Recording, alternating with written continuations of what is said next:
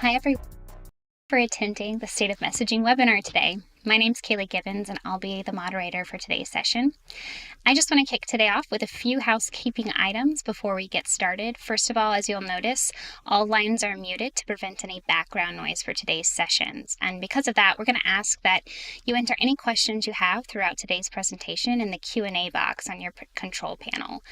Don't hesitate to ask any questions that you may want to know there, but we will reserve Q&A for the end of the session today, and we'll do our best to address as many questions as we can at that time. While we'll be monitoring a Q&A for those questions, you're welcome to add any other thoughts or comments throughout today's session in the chat box as well. In fact, if you'd like to go ahead and share your name and where you're logging in from there, we thought that'd be a great way to get today's conversation started. Lastly, you will receive a recording link to today's webinar via email in the next few days, so please be on the lookout for that. And without further ado, let's go ahead and get started. We have 3 speakers on our webinar today. We're excited to have Swati Deo from Salesforce with us, as well as Zach Kunkel and Brad Roldan from Bandwidth. I'm going to pass the mic over to Zach to get us started with introductions. Over to you, Zach. Awesome. Thanks so much, Kaylee, and appreciate everyone for jumping on. Really excited to talk about the state of messaging in 2024, and just a little bit of background. So we at Bandwidth have been doing a similar webinar like this for the past actually 6 years, which is pretty awesome. Some consistency there. And really the goal is to make sure that CX and product leaders alike know how to navigate the changing business messaging landscape. We know it's tough to keep up. We know that there are a lot of shifts. And we also know based on registration that a lot of people are really interested in diving in and learning more about this topic. So if you can go to the next slide, I'm just going to do one quick plug. Promise this will be my last plug for the State of Messaging report, but I'm selfish, so I'm going to do it. So we talked about it a little bit, but 6th year in a row. And each year, as we've done this State of Messaging report and campaign alike, we've done something a little bit different. We've done something a little bit more. And so something that we're really excited about this year is we're actually well aware that people may not have the time to jump into the report itself, but maybe you love to consume podcasts as you're commuting into work or as you're running or biking or whatever the case may be. And so we've actually started a podcast all about the state of business messaging, where we're having conversations with industry leaders like the campaign registry, like some of our customers, like other industry thought leaders. And so if you want to scan this QR code and download the report yourself or listen in on the podcast, we would love to have you there. So if we go to the next slide, like we already kind of said, my name is Zach Kunkel. I'm a director of product marketing here at Bandwidth, work alongside Brad Roldan, and I'll let him introduce himself.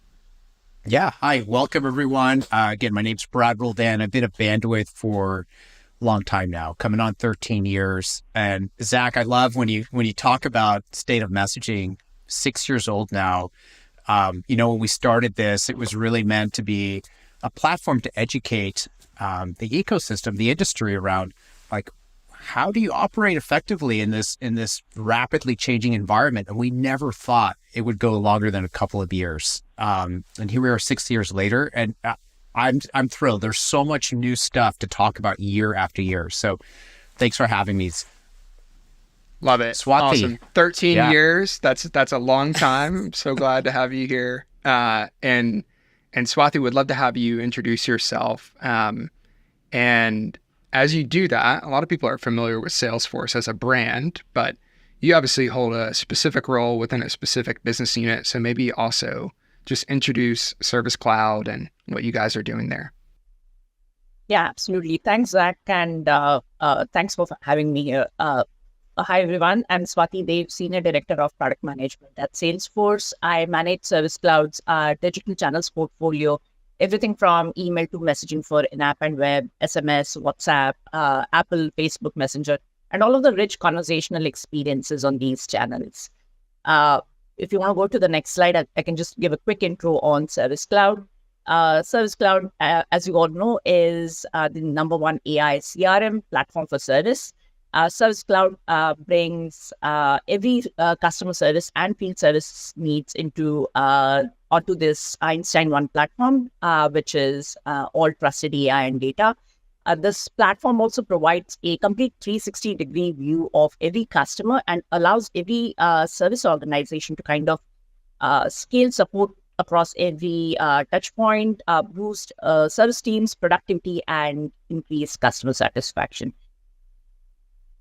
And all of this and AI are all safeguarded behind the Einstein trust layer. Awesome. Thanks so much, Swati. We're so excited to have you on, and thanks for the quick introduction. So if we go to the next slide, I'll kind of give a little bit of a roadmap for today's conversation. So we've got a little bit to cover. We're at a high level. We're going to talk about how is the marketing shifting, the market shifting from a customer landscape, but then also from what are mobile subscribers and end users really expecting from businesses. Then we're going to take a look at all the different channel options that are out there and even discuss a little bit about how to choose which one is the best for your use case. And then we're going to talk about, if you can imagine a crystal ball, what should you be expecting in the coming year as far as changes, things that we know, things that we're anticipating, and the like. So if we kick to the next slide, we will dive into a little bit of the market analysis, and we'll even go to the next slide as well. So we are at the great pleasure of working with Salesforce, and they produce a number of awesome resources each year. One of them that's really impactful, and anyone on this call would recommend that you take a look at it, but they produce pretty often a State of the Connected Customer Survey, which surveys more than 14,000 customers and businesses alike as they look at different trends that are shaping customer engagement.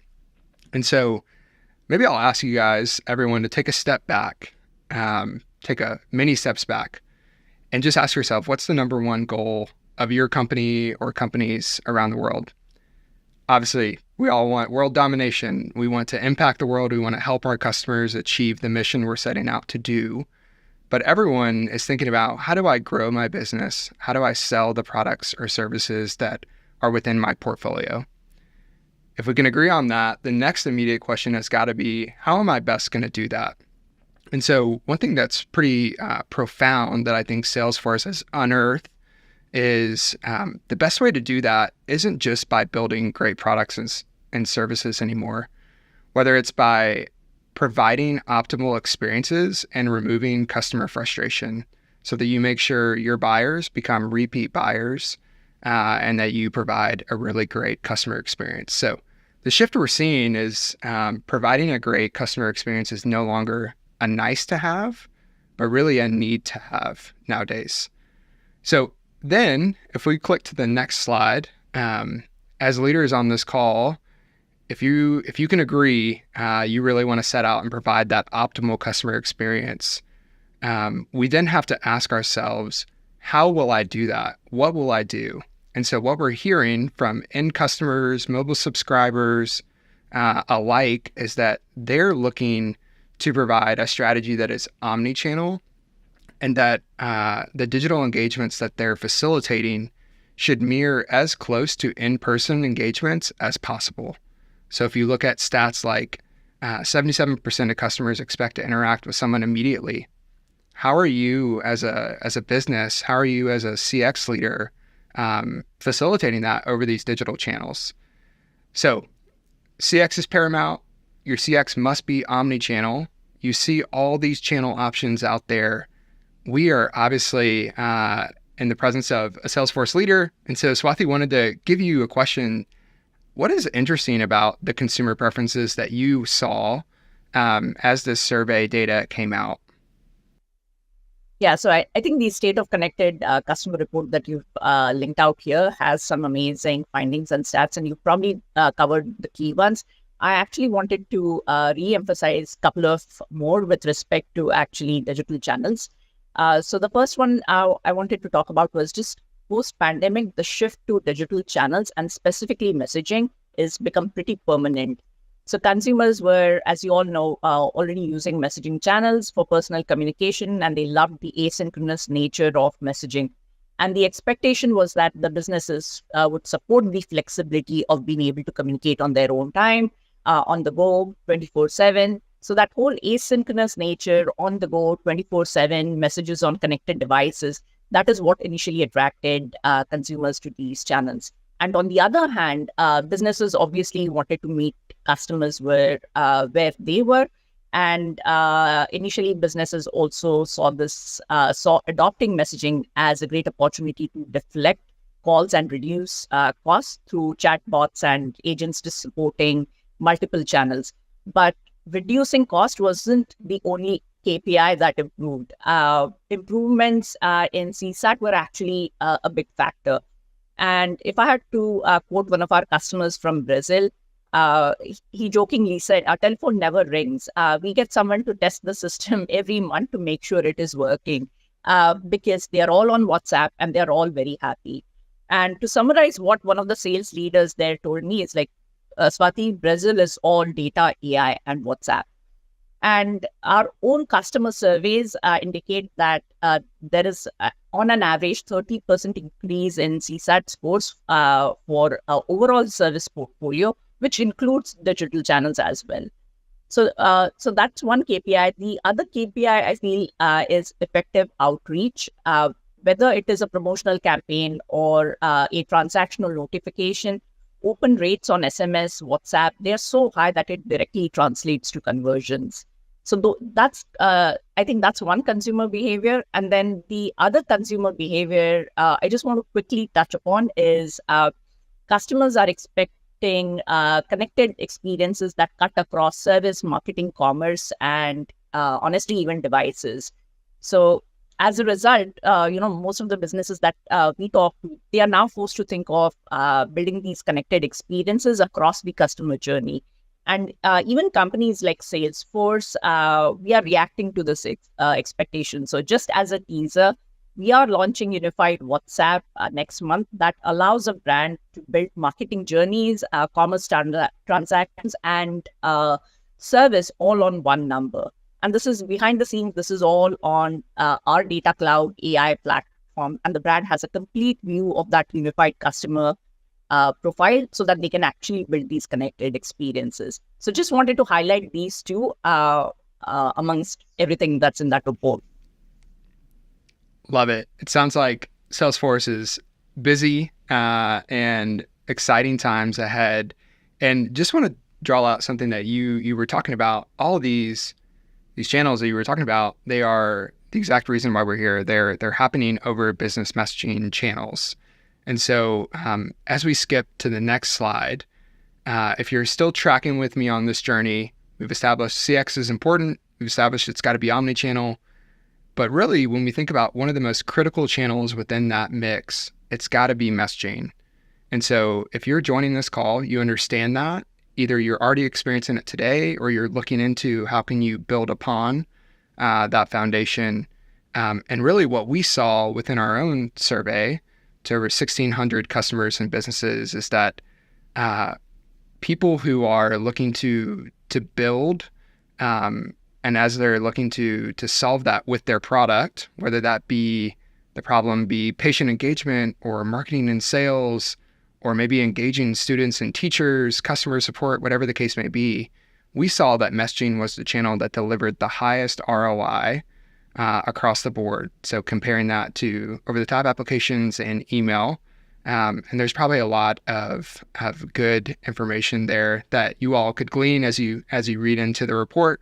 But one of the biggest reasons why, as we skip to the next slide, that is the case is because it's worth repeating. Messaging continues to be looked at as a critical piece because it engaged mobile subscribers like no other. It's got incredibly high open rates. It's got really quick response times. It's got high click-throughs to drive the optimal business outcome or click to action or call to action rather for those businesses. So Brad, I know that we talk about this a lot, and I know that you're seeing a trend yourself with some of our customers around the use of media in communications. So Yeah. shifting from just SMS to MMS. Wanted to hear what you're seeing there. It's pretty incredible, right? And so again, I like to remind people messaging is not new. And what we're seeing is this continued trend of consumer preferences, brands trying to match consumers, mobile subscribers on the medium that makes the most sense and gets the most engagement. And so when I look at these stats that you have up on the screen here, right, 90-second response time, the click-through rate, so people actually responding your call to action, these are enviable numbers. And we can't take these for granted, right? You can't necessarily replicate these in other channels. And when I kind of look at the trends from some of the more savvy brands who are engaging in messaging, consistently we're seeing a smart use of, not just relevant information, but the shift, as you mentioned, Zach, towards including some type of media. And it doesn't have to be super sophisticated. Even things as simple as emojis are trending up, right? So it's not just sending out your doctor appointment reminder, it's including the little doctor emoji in there. And it's, we're visual creatures. And so seeing these little pictures are just little reminders to want to engage with the brand who are sending out reminders. The other trend we see is like savvy brands who are just sending out notifications, more marketing type material, oftentimes are including stickers, animated GIFs, maybe promoting the thing that's on sale or the product that they want to draw your attention to. And these work. I mean, I know when I get these types of messages, I probably click on it just to see what's going on. I want more. And so that's the trend. That's where things are evolving in the ecosystem. It's not just a simple text channel. It's really, I would say marketers in general are trying to use this as a true multimedia channel for engagement. Awesome. Yep. And so as we click into the next slide, we've established messaging critical channel, but as you know, there are a lot of different kind of nuances within the channel, different options for people to leverage A2P messaging. So we're going to do a quick overview of the channels that are out there and about how businesses could be thinking about leveraging those. So as we click into the next slide, just want to do a very elementary exercise first for anyone on the call, but it's an extremely important question for you all to consider. Ask yourself, as you're thinking about messaging, what is the problem you're looking to solve? Is that use case going to require responses from the customer or from the mobile subscriber or not? Is it okay to just have outbound communications, or do you want to facilitate a true conversation? The delineation is really important because whether you're sending notifications and alerts or enabling that customer conversation, this is going to lead you to channels that make the most sense for your business. So, Brad, I'm going to turn it over to you to kind of give an orientation of some of the channels that are out there regarding A2P messaging. Yeah, let's do that. Maybe just go to the next slide and we can kind of dive into this. And I'm going to apologize to everyone right now. This is an eye chart, and I promise we are not going to go through every box on this chart here. But I do think the way Zach set it up is brilliant, right? When we think about the two most simplest use cases across the industry, it's typically one-way notifications where there's no expectation of a response. And then there's the conversational type traffic where a conversation might be possible, but it's not always expected. And once you break down into one of those two categories, you kind of narrow down the field of which are the channels, right? The messaging channels that are best utilized for your use case, your customer journey, if you will. Right. And so the notifications, like there's the tried and true short codes that most of us are familiar with. If you're dialing in from somewhere else in the world outside of the United States and Canada, you're probably familiar with other channels like alphanumeric SMS.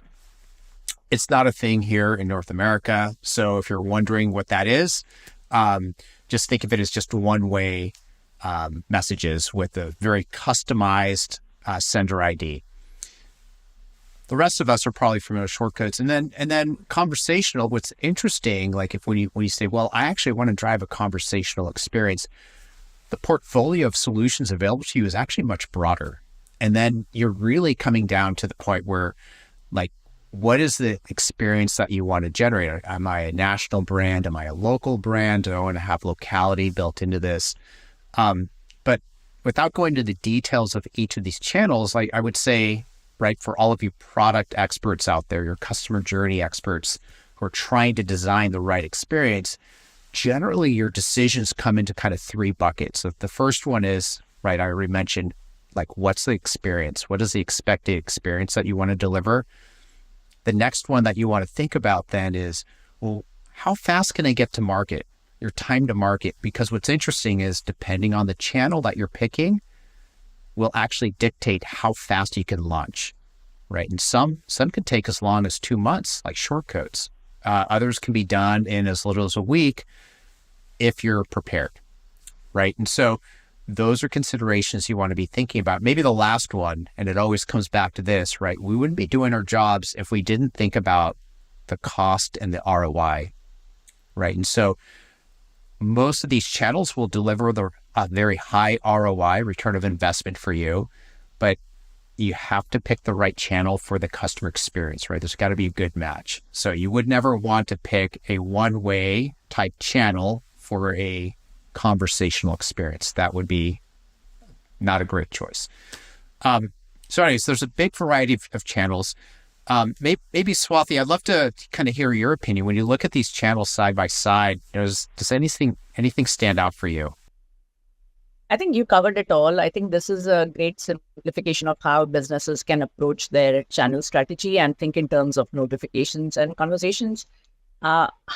I would say in my mind, all messaging channels for the most part are conversational and bidirectional. And where they really differ is technicalities around how the inbound and the outbound traffic is handled, barring alphanumeric, I would say.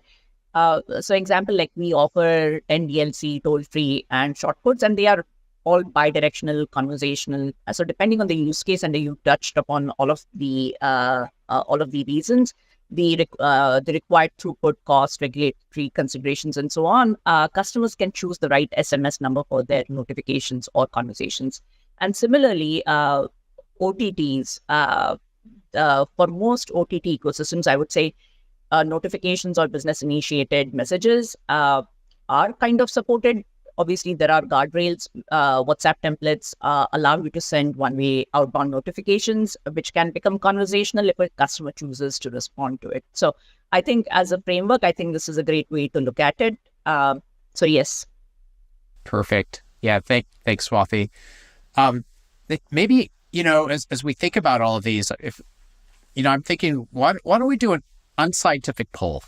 I'd love to ask the audience, like when you look at all these channels, and by the way, we asked this question to 1,600 of your peers and colleagues across the ecosystem. So we're actually going to compare notes later. But with this group here, let's do a quick unscientific experiment.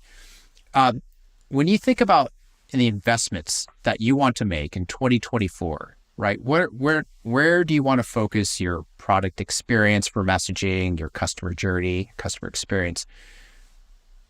Where does your mind go to? Do you think about 10DLC, right? These are 10-digit long code, local phone numbers. Do you think about toll-free? Do you think about shortcodes? If you're outside the US, do you think about alphanumeric? In certain parts of the world, maybe you're thinking about OTT messaging, and, that's WhatsApp, Line, Viber, Apple Business Chat. I think I hit most of the big ones there. Go ahead and vote. We're gonna give a little bit of time for everyone to click in their votes, and see what the results are.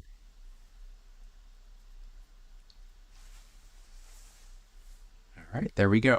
This is super interesting. What's interesting to me, I think it's actually really interesting to see how this has come out. But before I say anything, Swati, does anything stand out for you in these results?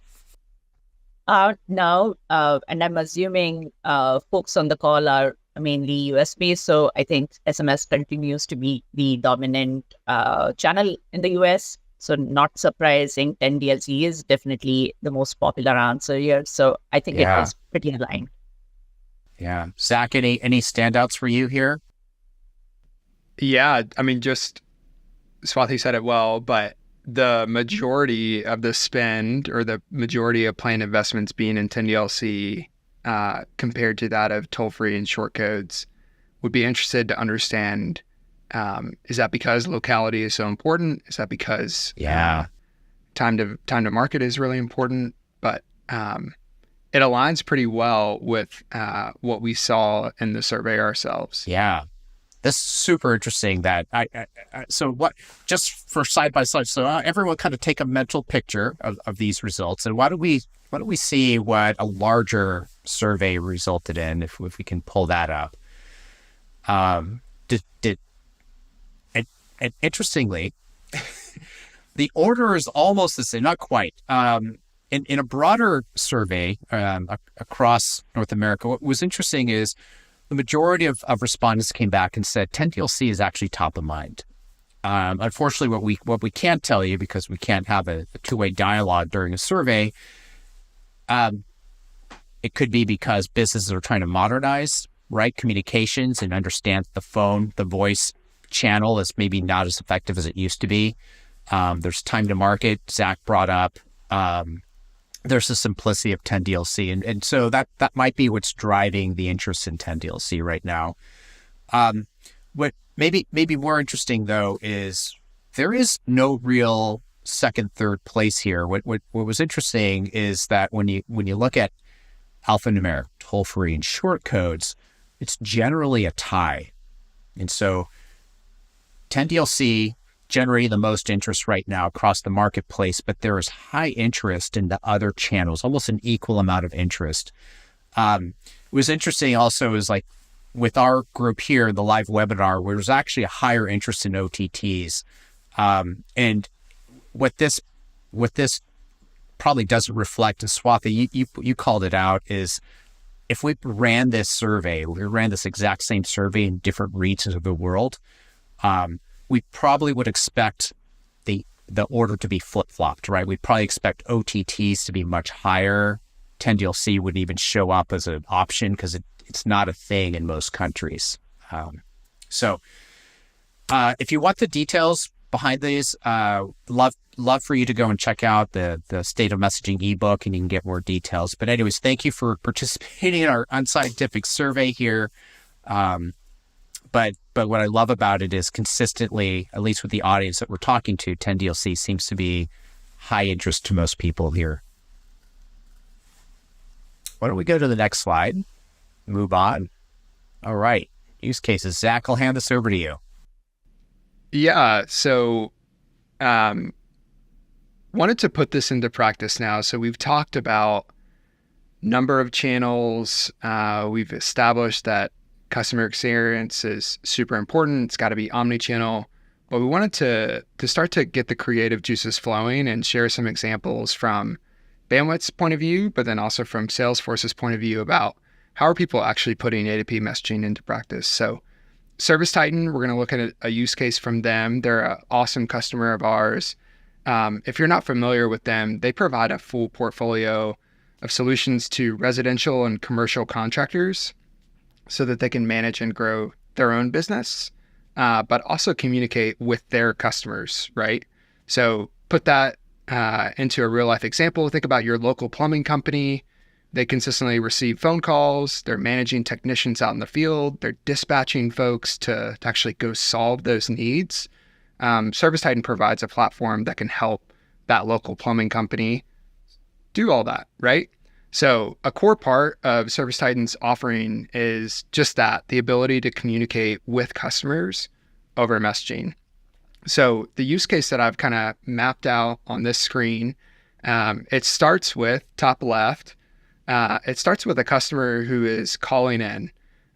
Maybe they have a problem that they need answered, addressed.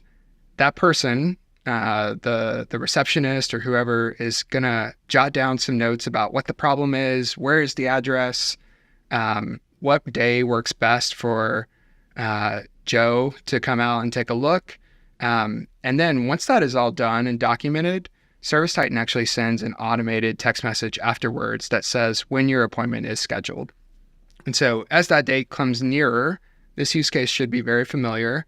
You're going to get automated appointment reminders so that folks are aware, hey, Joe actually is coming out today.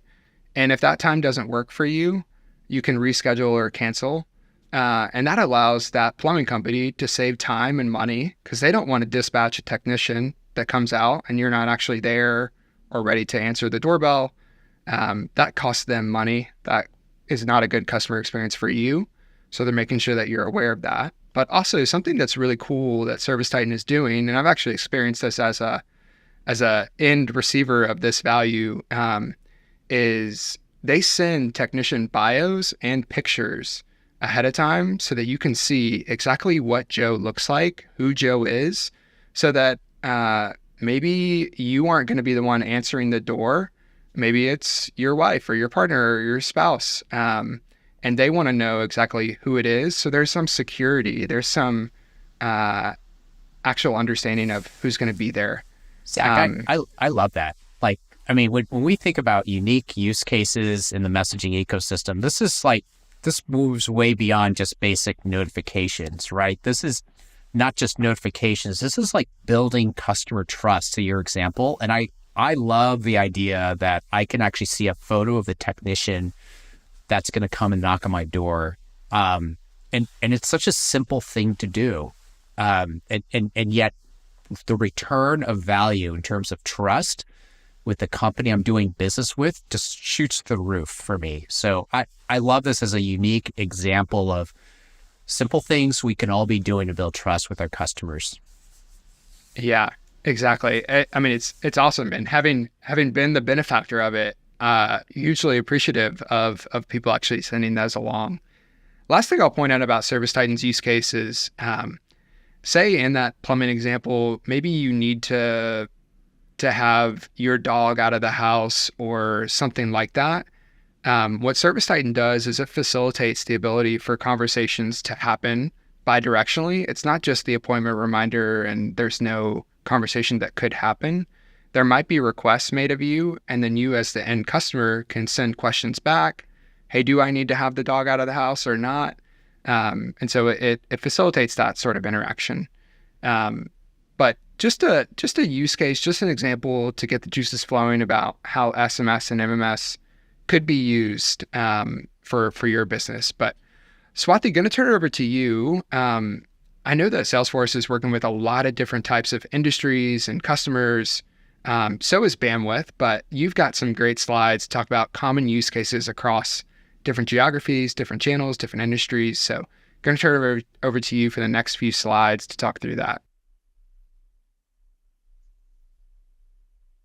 Yeah. So I'm going to just very high level cover some of the use cases here. I would say depending on the capabilities these channels support and the verticals, some channels might be more preferable than the others for certain use cases. But for the most part, the use cases themselves aren't necessarily very different across channels. They're pretty much the same. And I think what is important is customers expect a consistent and a connected experience across all of these channels. Now, what you see here on the slide are some examples of how we see our customers using messaging, for example, in retail, travel, and hospitality. Some of the more common use cases in, say, retail service are around store locations, order status, returns exchanges, and product availability. And a lot of our customers essentially just automate the most commonly asked questions through bots by leveraging the data from the CRM. And there is obviously always an escalation path to an agent. One example I can share, I'm working with a couple of retail customers right now that are implementing some very advanced experiences with Apple Messages and leveraging Apple's native support for authentication, forms, carousels, and the likes. So everything going beyond text. And the use cases are pretty standard, but where it starts differing based on the channels is how these use cases are implemented, and the experiences on some of these channels is I would say richer compared to SMS. Similarly, if you just want to go to the next slide.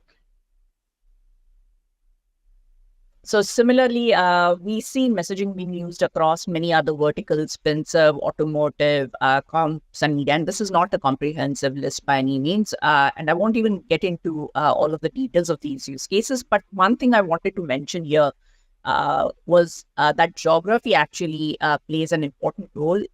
So whether it is due to customer preferences, cultural differences, technology, regulations, name it, the use cases vary across some of these regions.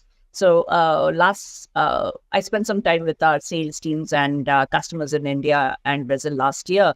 And some of the use cases were very, very unique to essentially that region. So for example, in India, where a single conversation can have multiple languages, whether it is messaging or voice. Now, the challenges around transcribing, challenges around capturing the history, it's very, very unique to that particular region. Localization is another big ask from practically all customers in our international markets. I would say, and if I had to share some funny examples, like, some of my WhatsApp deals were literally blocked on lack of support for audio files, which obviously we fixed, but these are some behaviors that you don't necessarily see in the US market, but these can be deal blockers. And outside of that, I also deal with a lot of compliance, regulatory, GDPR kind of use cases from regions where I would say data privacy is much more stringent, especially our EMEA customers. So I wanted to cover one customer story, Brad, here. And this is, again, to make the point on connected channel experiences that I made earlier. So this is a great success story of one of our top customers, Gucci. Gucci, as all of you know, it's a luxury brand, fashion brand in clothing, handbags, cosmetics, and much more. And here, Gucci's global client service center uses generative AI to create conversational replies that advisors can use to provide the on-brand luxury customer experiences across all of these channels. Now, as a backstory, Gucci was one of the first brands in the luxury industry to run a GPT-integrated Service Cloud pilot on one of the most popular channels, WhatsApp. And the AI tool in this case suggested service replies that enhanced the conversational capabilities of every Gucci advisor and empowered them with a very distinct Gucci-fied tone of voice to use with their clients. And the reason I'm highlighting this is because this is as much a story of connected experiences on digital channels like WhatsApp. Honestly, this is channel agnostic, as it is about generative AI and service. Yeah. If you're looking for inspiration for use cases, I mean, these slides are phenomenal starting point. But when you bring the character out in your business, right, and customer, this is like truly a joyful customer journey. If you're looking for inspiration, that I'll just point back to the podcast series and actually episode 4 with our host Zach, actually talking about other unique use cases across the industry. You'll hear like there's actually a bunch of commonality that you're going to hear, like everything from shopping cart abandonment and handmade beds, car recalls, education sector and snow days. Like they all have something in common. They have important things they want to get out to their mobile subscribers, and the way they do it through messaging is unique. And actually I think can be replicated for most businesses. So it's worth listening to. So when we think about the big changes in our industry, right? I kind of opened up earlier about it's a phenomenal. We're 6 years into these sort of messaging, and it's shocking how much change happens year over year. Maybe the biggest news story that came out in the less than 6 months ago was Apple's announcement of RCS. And so if you're wondering what is RCS, why should I care? I'll mention that in the next slide, but I'll just read this statement out because this is potentially changing, like it's industry changing. And so later that next year, 2024, so this is a statement made in late 2023, we'll be adding support for RCS Universal Profile, the standard as currently published by the GSMA. We believe RCS Universal Profile will offer better interoperability experience when compared to SMS or MMS. This will work alongside iMessage, which will continue to be the best and most secure messaging experience for Apple users. Okay, why should you care? We can go to the next slide while I kind of talk through this. For those of you that don't know, RCS is intended to be the next generation carrier replacement for messaging. It will eventually replace, if we get enough industry adoption around the world, it will eventually replace SMS and MMS. In fact, what the intent of RCS was to bring an OTT, like kind of a WhatsApp, Apple Business Chat-like experience straight into the native messaging apps that we all have on our phones. And the goal has been to keep the standard open so that it can work on any handset without an app download. And that is the killer app if you think about it. If I can roll out a better experience to every handset in the world without requiring that mobile subscriber to download my mobile app, like that's a win for everybody. There's terms that you're going to hear. So RCS stands for Rich Communication Services, or we might hear Rich Communication Suite. The A to P version of it, the business messaging, is called RBM, RCS Business Messaging. And the reason why we care about Apple is because historically, Tim Cook famously said at a press conference, like, Apple was absolutely against supporting RCS. It just was not part of their strategy. And then more recently, they decided they will embrace the standard. So what this means is, in parts of the world where Apple has high penetration rate, we now have both Android and iOS handsets that will be capable of supporting this new standard. And I think everyone understands when you only have half of the handsets in the world, Android handsets supporting standard, it's hard to get excited. It's hard to build momentum. But now when you have all major handsets in the world that will support this new standard, it actually represents a leap in positive experience for every mobile subscriber. There are some stats. I think the takeaway for you, though, as product leaders, customer experience leaders, is that you are not missing out today. If you don't have RCS as part of your strategy today, you're okay.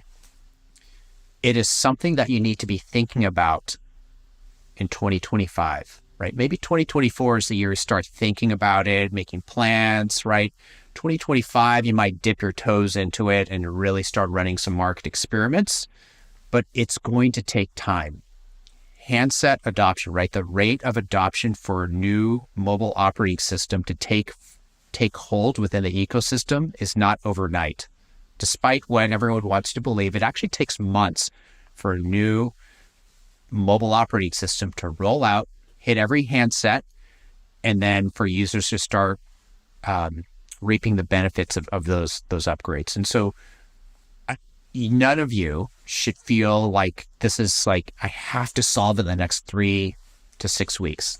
That's not what we're here to say. But it's something you just want to be thinking about. Anyways, it's a massive change to the industry. I think it's a positive change for the industry, and we will absolutely be talking more about this in the months to come. Okay, why don't we move on? I think we're going to kind of move ahead to industry trends, things to be looking out for. So I already mentioned RCS. There's for all of our poll respondents who said 10DLC is like really high interest level right now.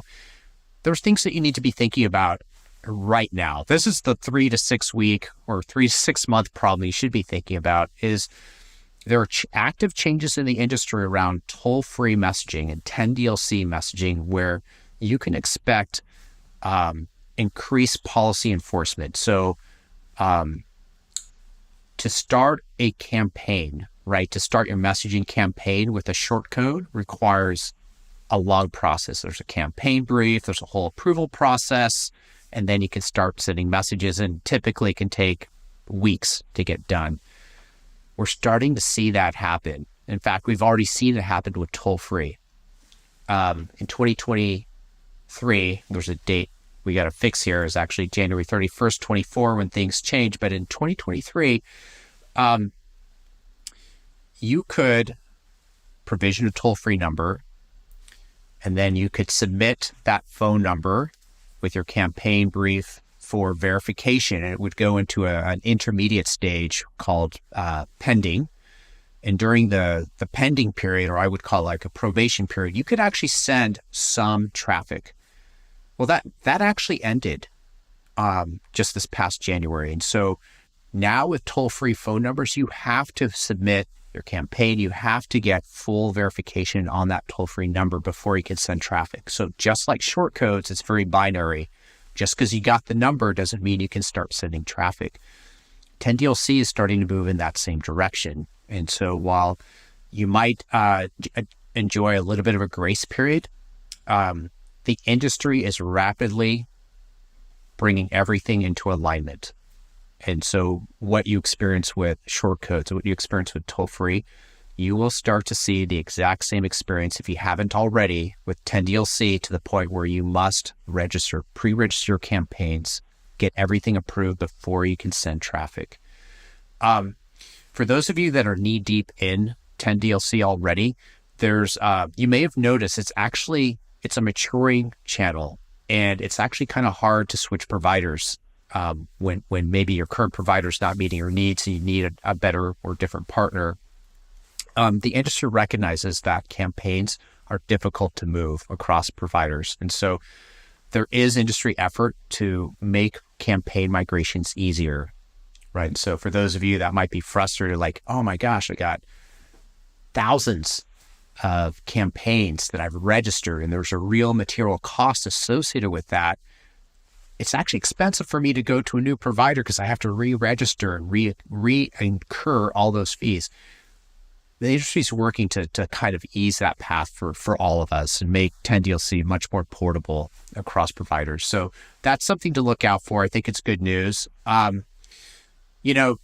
These are just kind of gotchas that you want to be thinking about in the next, like I said, 3 to 6 months. Swati, I'd love to turn this over to you because I think maybe you have some more exciting stuff to talk about and the trends that you're seeing in the industry. Yeah. So I'll probably just cover this pretty broad for the support industry overall. So just as a background, obviously, as everyone knows, customer service is at the core of customer experience, and arguably it has seen the most change and I would say elevated importance over the past few years than any other function. So I think 2020 was the inflection point for service organizations. Pandemic, as all of you know, accelerated digitization and digital transformation by several years. So post-pandemic, digital channels, as I said earlier, they have become a permanent feature in every enterprise's portfolio. Effort to build connected experiences is already underway. And service organizations are also focused on employee experience, employee retention, as it directly impacts customer experience. In addition, there was something big that happened last year, and that was Gen AI. So now, as we look into 2024, there are few themes, I would say, that are emerging.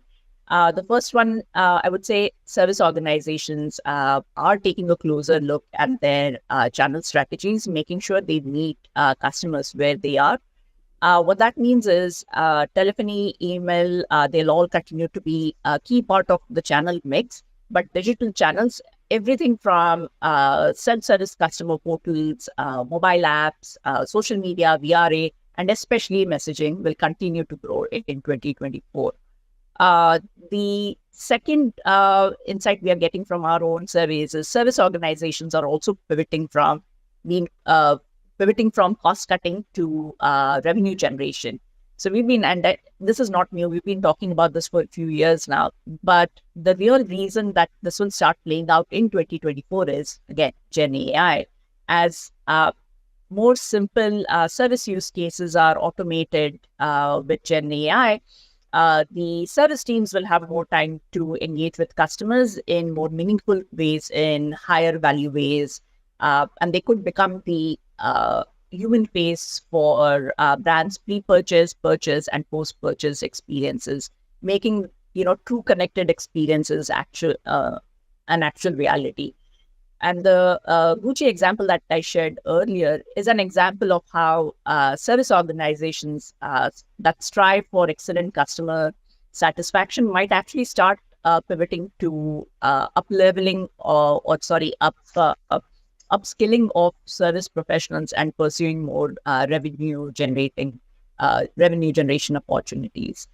The last point I wanted to make was like, while all of this is great, service organizations becoming the new growth engine, delivering connected experiences, all of that, that's a great objective, but that also comes with a cost. And that will result in uptick in the service volumes, which also means there are a lot of questions to be answered. Will service budgets continue to increase to keep pace with this customer demand?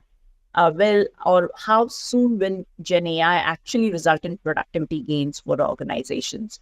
And how will organizations actually approach upskilling of current service teams? So I don't think we have all of the answers, but I think this will all start playing out in 2024. Yeah, these are big topics, Swati. I think it might be helpful if we could hear from you how Salesforce is leveraging generative AI for omni-channel solutions. Yeah, I think we can go to the next slide. I have a couple of slides to show. So I'll again answer this very broadly. First of all, Salesforce has been investing in AI for the last 10 plus years. Salesforce was the first to market with AI for CRM. And as I've said before, trust is our core value. We also have a collection of safety guardrails, if you will, that we call Einstein Trust Layer. And our Einstein One platform, the data cloud platform, it allows customers to essentially connect and harmonize all of their CRM data from applications like service, sales, marketing, and all of the external data in one place, and then use that data to provide not just predictive, but generative experiences that are embedded in a user's workflow. And I'll show you one example to actually illustrate what that means. So if you go to the next slide. So this is one example to illustrate this in context of digital channels and messaging. So this is a service replies, which I referred in my earlier example with Gucci. We launched this feature last year, and this has provided a lot of productivity gains for many of the customers. And how it actually works is here, Einstein is suggesting personalized responses based on the conversation that is happening in chat. And the agent can edit the response before sending. And in this case, the chat can be SMS, it can be WhatsApp, it can be any channel. This feature as such is channel agnostic.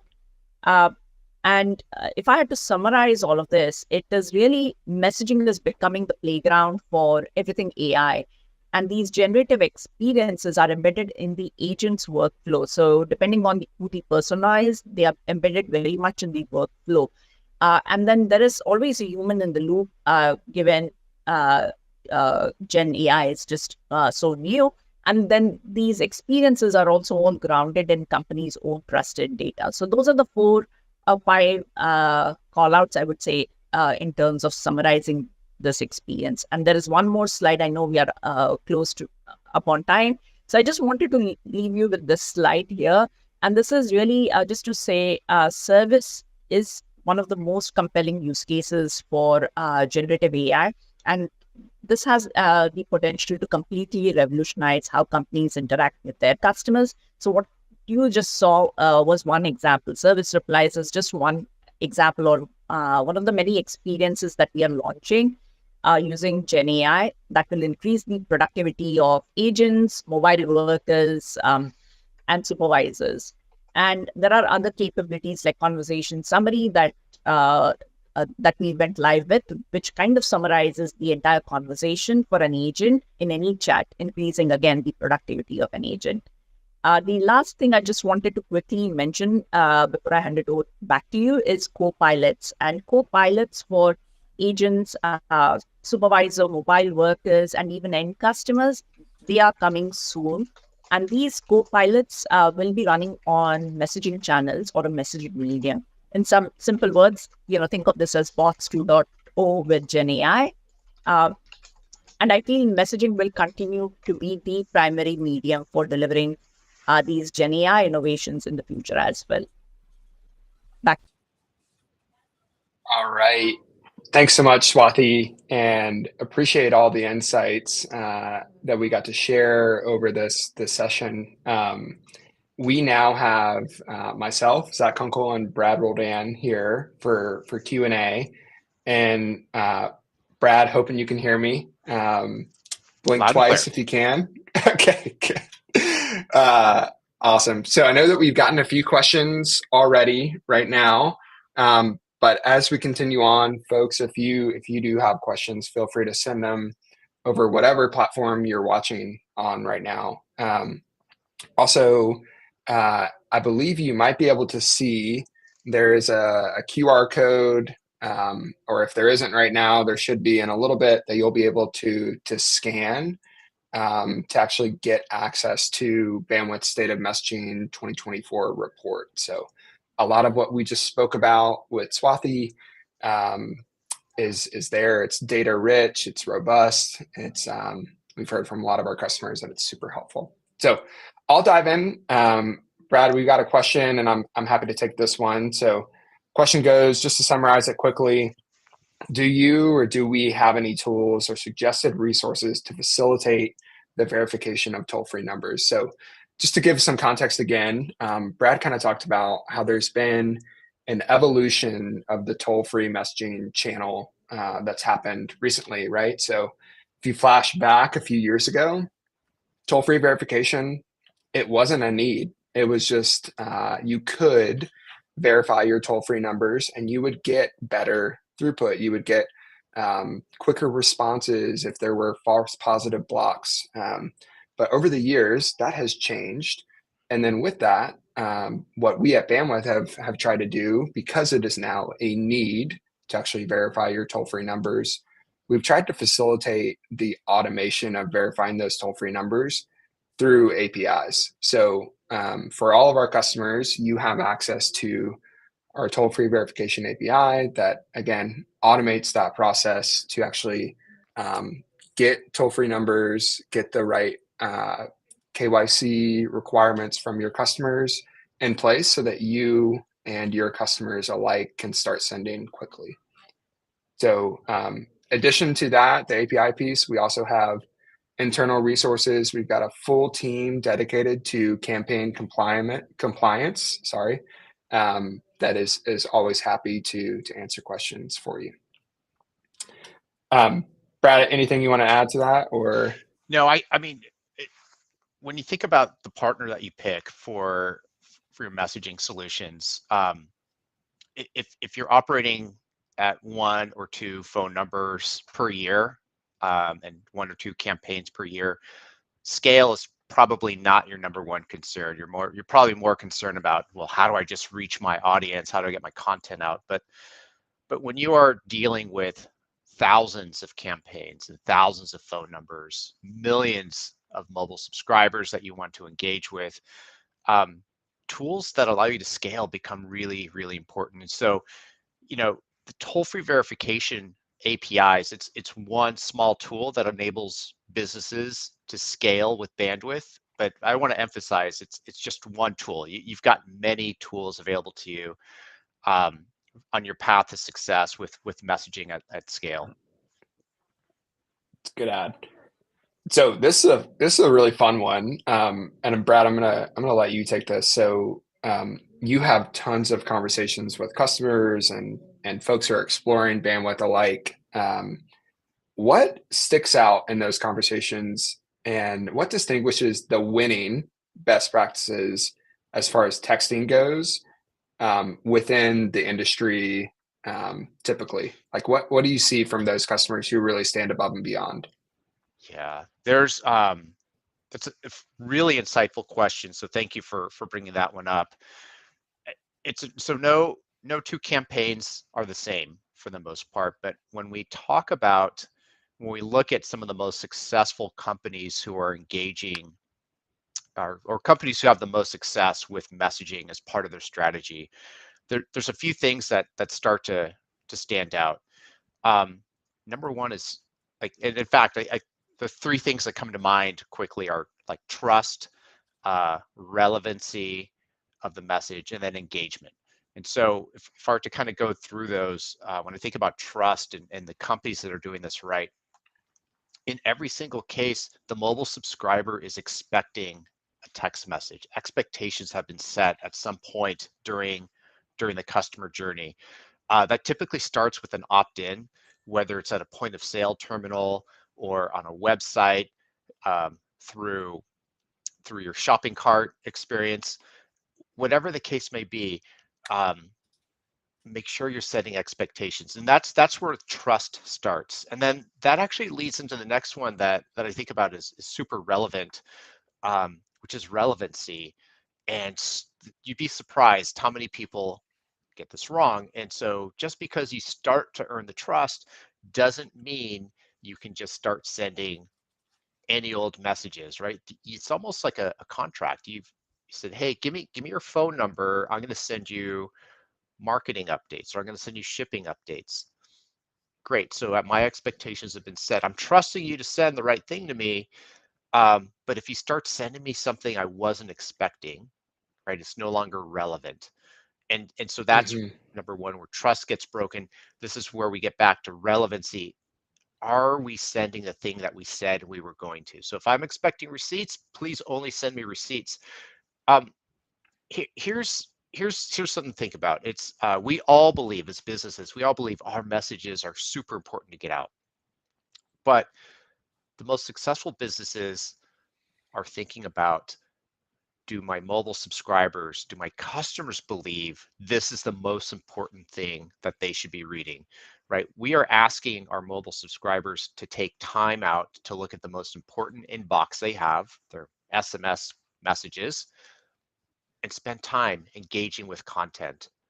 You are the most trusted part of the phone. Um, and so once you're no longer relevant, what you'll end up seeing is your engagement rates start to drop pretty fast. And so that actually leads me to the last bit, right? So I said trust, relevancy, and then I think the third I said was about engagement. Um, when you think about engagement, if it's just plain shipping notifications, there's not a lot of innovation you can do there. People just want to have a little tracking number that they can go and see how many stops away is my package. Um, but if it's something a little bit more like, hey, we've talked about this, appointment reminders at the doctor's office, is it a BOGO sale, right? Buy one, get one free marketing type thing. This is where things like emojis actually start to become really helpful, right? Just playful things to maybe not take the brand so seriously, but be human in how you communicate, and remind people, right? Just little visual cues about what's exciting, why they should pay attention to your message. Obviously, if you can insert images, that's even better. Maybe don't over index on rotating images, right? The animated GIFs. That can get a little noisy. It works in some situations, but don't don't go nuts, right? It can be distracting. Yeah. So those are my three observations that seem to be pretty consistent across multiple customers. Yeah, and love those. It's really simple when you break it down into three. Just to share another resource that folks could use. A lot of our customers are just large e-commerce retail messaging platforms in the industry. They have run really cool and really funny campaigns where they take a look at their customers and what was the most successful messaging campaign that they did.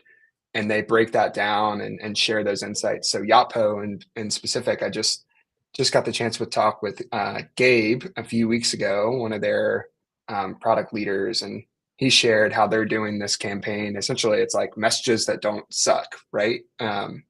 So take a look in the industry to see what are other campaign providers doing. It's always informative to see what is the competition doing, but also what are people doing that's already working. So just to I mean, add something there. look no further than your own messages app on your phone to see which ones you like, right? And what are they Yep. doing? What are they doing right? And then it's obvious to see the ones that are doing it wrong, because those are the ones Yep. you like get kind of angry about, like, why to give my phone number? 100%. 100%. I know that we just saw the QR code flash up, and this question I'm seeing right now is a perfect segue into talking a little bit about that. So, I see a question from one of our attendees that says, "What strategies do you deem essential to stay ahead amidst of this evolving SMS landscape? How do you think to stand out?" So, I'm going to interpret my version of this question, and I'm assuming this person is talking about, hey, there's been a lot of change that's happened in the industry over the past 3 to 4 years with the the actual coming of age of 10DLC from just local texting. Toll-free verification has come a long way. Shortcodes hasn't changed too much, but it's become the other channels have become more in line. And then in the midst of this, we've got this pending RCS announcement. There's been a lot of changes that have happened, and you probably as a business leader are not super focused on all that's happening in the texting landscape, but it remains a really important channel for you. And so I think my answer to this would be, how do you stay ahead? How do you stay aware of what do you need to know?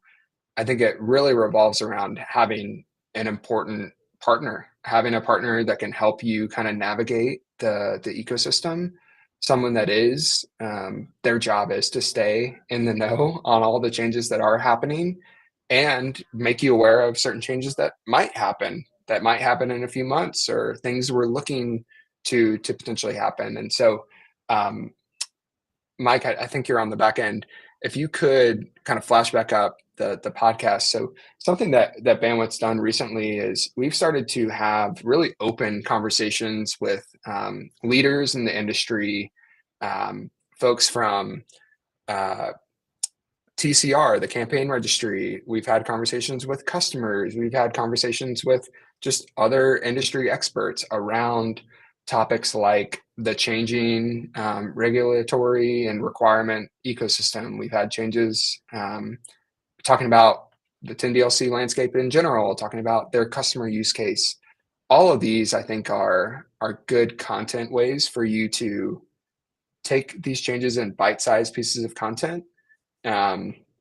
So that would be my answer. Like, make sure that you have a partner or maybe a series of a small team of partners who you can really rely on to get information so that you can make sure you stay ahead.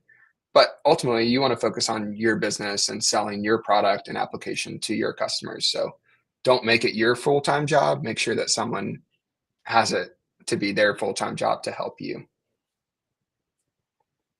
Okay. Awesome. I see one more question, Brad, and Okay. it's the hot topic. It's the hot topic of the year, and it will continue to be probably until Apple releases iOS 18. I think that's the next one. What? So the question comes: anything you want to weigh in on when it comes to RCS? I think they're really just talking about like, hey, can you reiterate like what do we anticipate the Yeah. future of this channel to be?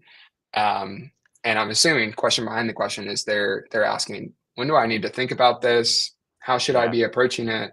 Um, yeah, so I'll let you take Yeah. that. I mean, I hate to sound like a broken record on this one, but super exciting topic. It is. I can't emphasize enough. Like, there is not one customer meeting I walk into where RCS doesn't come up somewhere in the conversation. It is absolutely the talk of the town. And consistently, and I'll say it again, just like in the webinar, you are not late, right? There is this FOMO, right? The fear of missing out sense going on around the industry, and we're seeing it come up more and more. Where, hey, I need to get my RCS experience. Maybe one thing to think about that I haven't said before is when you look at the promise of RCS, what excites you the most? Why do you want RCS? And here's why I asked the question back to you, the audience. And the reason is RCS is actually a big portfolio of capabilities that will be introduced. You have these widgets that are essentially carousels, suggested replies, you've got read receipts, you've got really cool building blocks. But what is the experience that you want to surface into the marketplace? Because if you're looking for maybe an upgraded notification service or marketing type messages, okay, that takes you down one path and one set of features that you would benefit from with RCS. Maybe read receipts would be really important to you. Bigger media attachments would be really important to you. If you're really trying to build kind of that chatbot experience for customer service applications, maybe you're thinking about call deflection, right? If you're in the customer service space, suddenly the other building blocks become a lot more relevant to you, right? So suggest replies, integration, natural integrations with AI and chatbots. And so when I turn the question back to you to think about what's important, think about, you know, do you really need the full feature set? Because it is really impressive what RCS can do, but just because it has all these cool things doesn't mean you need to use them all, right? Don't create confusing, don't think you need to throw the kitchen sink of features out to your mobile subscribers. Really be selective to make sure you're surfacing the best possible engagement experience. That's great. And then just something I'd add to that same answer is, as we become more aware of how Apple truly intends to interoperate with the RCS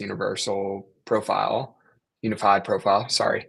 Yeah, Um, universal profile. Yep, you got it. oh, there we go. I got it right the first time. We'll make sure that our customers are aware. So it's an Yep. evolving topic. It continues to evolve each and every week, it feels like. So as this continues to evolve, we'll make sure that our customers are aware. So with that, we're going to close. So Brad, just want to say thanks again. Swati, thanks so much for your attendance and participation on this. As we close, just a few quick thoughts. So one, if you guys want, again, you can scan this QR code that I see on top left of my screen. Now it's all over the screen. Take a look at it. You'll get fast tracked around marketing forms, and you'll be able to get this data messaging report.